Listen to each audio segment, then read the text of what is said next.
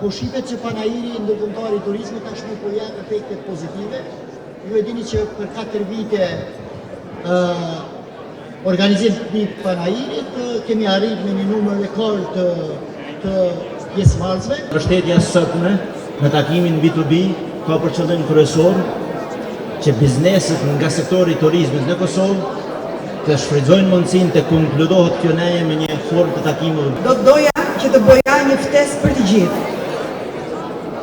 Ejani në Vlorë është qyteti më i bukur dhe më i mrekullueshëm në botë. Sot ka qenë një ditë e ngarkuar, por me rezultate pozitive. Jam shumë i nderuar që të shoh këtu një numër kastemat të bizneseve, duke filluar nga bizneset e industrisë turizmit të Kosovës e me vazhdu me 15 shtete tjera të cilat shumica prej tyre dhe janë prezent këtu. Po shifet që Panajiri, ndërkombëtari i turizmit, tashmë po jep efektet pozitive. Ju e dini që për 4 vite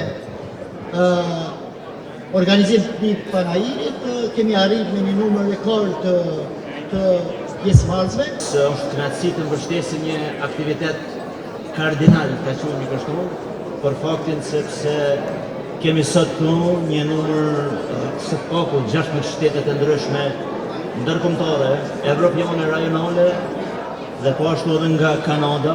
Mbështetja e sotme në takimin B2B ka për qëllim kryesor që bizneset nga sektori i turizmit në Kosovë të shfrytëzojnë mundësinë të konkludohet kjo neje me një formë të takimeve B2B, e cila ka për qëllim krijimin e kontakteve të reja, e outputi përfundimtar është krijimi i kontratave të reja, të cilat ndikojnë në rritjen dhe zhvillimin e turizmit. Këtu ne gjetëm një ngrohtësi dhe bashkëpunim, gjetëm një interes të shtuar për stendin e Bashkisë Vlorë. Në fund, do të doja që të bëja një ftesë për të gjithë. Ejani në Vlorë është qyteti më i bukur dhe më i mrekullueshëm në botë. Është ndoshta një rast unikal ku në një qytet përqafohen 2 dete. Keni malin, keni detin, keni historinë dhe arkitekturën e mrekullueshme.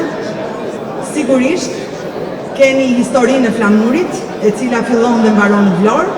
Prandaj do t'ju ftoja të gjithëve ejani në Vlorë.